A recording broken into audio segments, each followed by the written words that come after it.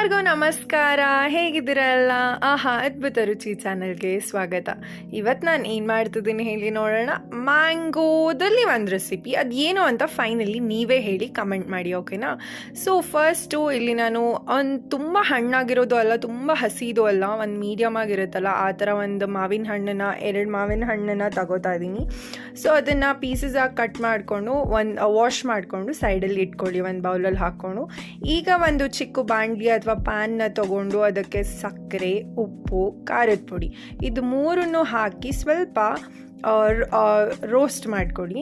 And ಸ್ವಲ್ಪ roast ಆಗಿದ್ಮೇಲೆ ಇದಕ್ಕೆ ಒಂಚೂರು ವಾಟರ್ನ ಹಾಕಿ ಚೆನ್ನಾಗಿ ಫ್ರೈ ಮಾಡಿಕೊಡಿ.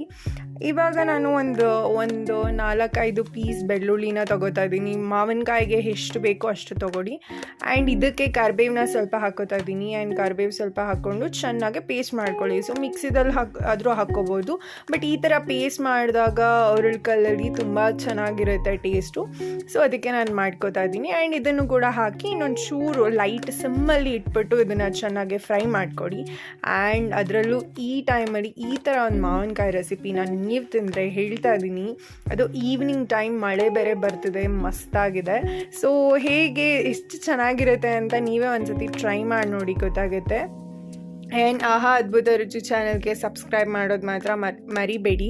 ಸೊ ಇದು ಚೆನ್ನಾಗಿ ಕುದಿಬೇಕು, ಸಿಮ್ಮಲ್ಲಿ ಇಟ್ಕೊಂಡು ಚೆನ್ನಾಗಿ ಕುದಿಸಿ. ಆ್ಯಂಡ್ ಇದಾದಮೇಲೆ ಆವಾಗಲೇ ಕಟ್ ಮಾಡ್ಕೊಂಡಿದ್ದಂತಹ ಮಾವಿನಕಾಯಿ ಪೀಸಸ್ಗೆ ಅದು ಬಿಸಿ ಇರುವಾಗಲೇ ಹಾಕ್ಕೊಂಡು ಚೆನ್ನಾಗಿ ಮಿಕ್ಸ್ ಮಾಡ್ಕೊಳ್ಳಿ. ಅಷ್ಟೇ, ಹಾಗೆ ಹೋಯ್ತು ನೋಡಿ ಮಾವಿನಕಾಯಿದಲ್ಲಿ. ಇದು ಏನು ರೆಸಿಪಿಗೆ ಏನು ಹೆಸರಿಡಬೇಕು ಅಂತ ನಂಗೆ ನಿಜ ಗೊತ್ತಿಲ್ಲ, ಬಟ್ ಹುಳಿಯಾಗೆ ಸಖತ್ತಾಗಿ ಸೂಪರ್ಬ್ ಆಗಿರುತ್ತೆ ತಿನ್ನೋಕ್ಕೆ. ಒಳ್ಳೆ ಸ್ನ್ಯಾಕ್ ಅಂತ ಹೇಳ್ಬೋದು. ಇದಕ್ಕೆ ನೀವು ಏನಾದರೂ ಆ್ಯಡ್ ಮಾಡ್ಕೊಂಡು ತಿನ್ಬೋದು.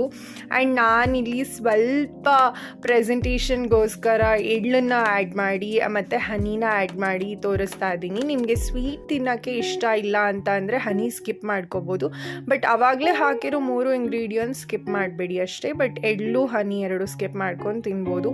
ಆ್ಯಂಡ್ ಹುಳಿ ಅದು ಹೇಳೋಕ್ಕಾಗಲ್ಲ. ಮಾವಿನಕಾಯಿ ಇಷ್ಟಪಡೋರಿಗೆ ಗೊತ್ತಿರುತ್ತೆ ಮಾವಿನ ಹಣ್ಣು ಎಷ್ಟು ರುಚಿಯಾಗಿರುತ್ತೆ ಅಂದ್ಬಿಟ್ಟು. ಸೊ ಏನು ಟ್ರೈ ಮಾಡಿಲ್ಲ ಈ ಥರ ಒಂದು ಸಿಂಪಲ್ ಆ್ಯಂಡ್ ಈಸಿ ಸೂಪರ್ಬ್ ಆಗಿರೋ ರೆಸಿಪಿ ಅಂದರೆ ಡೆಫಿನೆಟ್ಲಿ ಟ್ರೈ ಮಾಡಿ. ಆ್ಯಂಡ್ ನಾನು ಇದನ್ನು ಬರೀ ತಿಂದಲೆ ಆ್ಯಂಡ್ ರೈಸ್ಗೆ ಕೂಡ ಹಾಕೊಂಡು ತಿಂದೆ. ಸಖತ್ತಾಗಿತ್ತು. ನೀವು ರೈಸ್ಗೆ, ಚಪಾತಿಗೆ ಏನಕ್ಕಾದರೂ ಹಾಕ್ಕೊಂಡು ತಿನ್ಬೋದು. ಇಷ್ಟು ಸಿಂಪಲ್ಲಾಗಿ ರೆಸಿಪಿ ಮಾಡಿಕೊಂಡು ತಿನ್ಬೋದು ಅಂದರೆ ಯಾರು ತಾನೇ ತಿಂದಲೇ ಇರ್ತಾರೆ. ಸೊ ಡೆಫಿನೆಟ್ಲಿ ಟ್ರೈ ಮಾಡಿ ನೋಡಿ, ತುಂಬ ಇಷ್ಟಪಡ್ತೀರಾ. Thank you for watching.